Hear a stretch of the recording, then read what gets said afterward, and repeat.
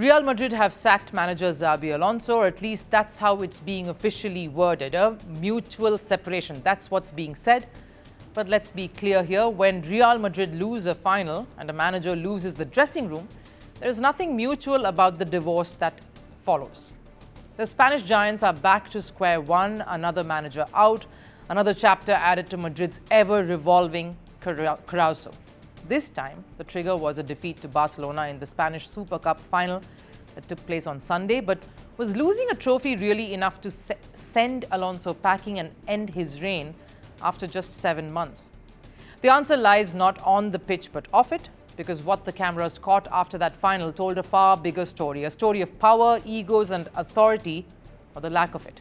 So what really went wrong, and why did it come down to this? To answer those questions, we have to understand a bit of Xabi, where he comes from, what he's about, and also a bit of Real Madrid too. Now, Xabi Alonso's return to Santiago Bernabeu was always going to be very emotional. A club legend coming back home, a midfield general who had already proved his managerial mettle in Germany at Bayer Leverkusen. Alonso didn't just win, he redefined dominance, breaking Bayern Munich's grip and building a fearless, disciplined unit. So when Madrid brought him in, expectations were sky high and his stint wasn't really a disaster. Let's be honest, not even close. Second in La Liga, just 4 points behind Barcelona with half the season still to go. Still alive in Europe, still competing domestically. For most clubs, this would mean stability right there. For Real Madrid, it was apparently unacceptable, not good enough. And that's exactly why fans everywhere are stunned. Surprising. I mean, because I think the club is still alive, both in the Champions League, La Liga, and in the Copa del Rey. Real Madrid still has a lot to play for. I think it's wrong because they didn't give him much time to implement his ideas and plans to bet on young players. For me, it's a shame because I really like him as a coach. Here's the thing about managing Real Madrid. It's not just about tactics. It's about power management. Being able to navigate those above you and handle that, and those below too. And here's the truth. Alonso walked straight into football's most volatile and slightly problematic ecosystem. From early on, reports emerged of friction, especially with Vinicius Jr., the golden-eyed boy at Madrid. Alonso tried to calm things down from his end. He tried to manage egos without really compromising on his own principles. But the Super Cup final exposed the truth.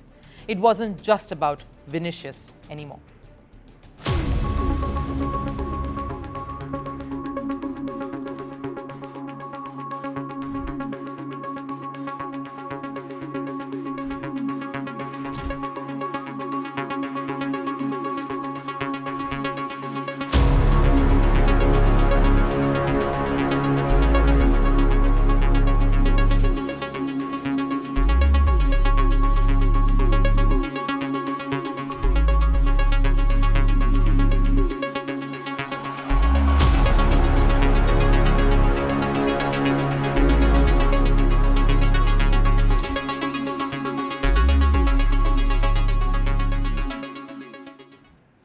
After the final whistle, cameras captured a moment that clearly spoke volumes of what exactly that environment is in that dressing room and clearly spoke of Alonso's fate. Xabi Alonso reportedly instructed and called his players to give Barcelona a guard of honor. Kylian Mbappe refused. Others followed. That moment told you everything about Real Madrid, about how stardom talks, how it dominates that ground. So when the dressing room stops listening to the man in charge, then that's where the problem lies. Mbappe, Vinicius, Bellingham, Rodrigo, world-class players, global brands, no doubt, but with that comes massive influence and egos. Alonso didn't just clash with one player, he clashed with an entire hierarchy that didn't want to be challenged, didn't want to change, didn't want to be questioned. So yes, call it mutual separation, but this was about authority and Alonso not having any of it. And now we get to the real power center. Florentino Perez, because when Madrid hired Alonso, they knew exactly what they were getting. This is not a manager who bends to star status. This is a tactician who demands control. He works with precision. somewhat like a project manager who looks towards attaining his goals, attaining the goal of the team, his way. That's how he succeeded at Leverkusen. That's how he beat Bayern. That's how he built an empire of belief. But Perez made a familiar mistake here. He admired the silverware without fully committing to Alonso's philosophy, his vision. At Madrid, managers are often told they have control. But what they fail to tell is that little asterisk that says conditions apply. In Madrid's case, it is until the first major hiccup, when things go fine, players are heroes. When things go wrong, managers are expendable. And Alonso paid that price.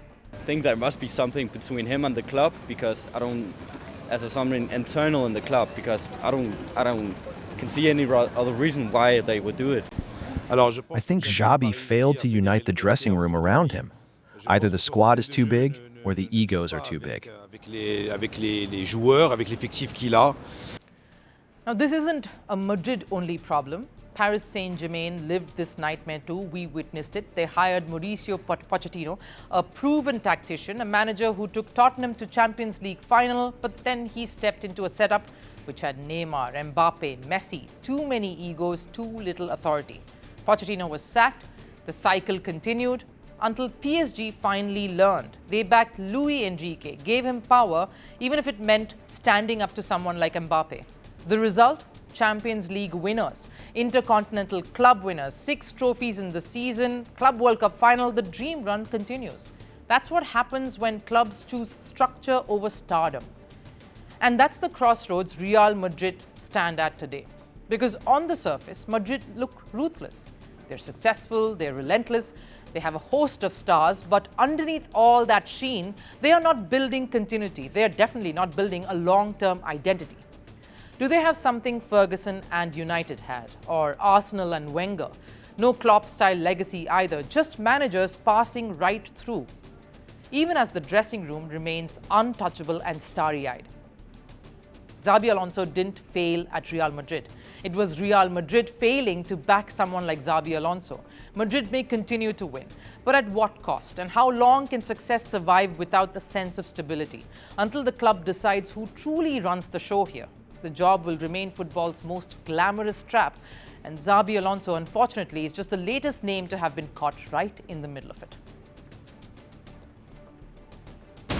The world doesn't fit in boxes, so why should your news? From battlefields to negotiation tables, from internet outrage to real-world injustice.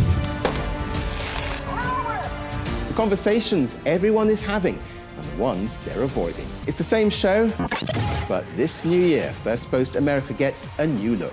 I'm Kerry Johnston, and this is Firstpost America.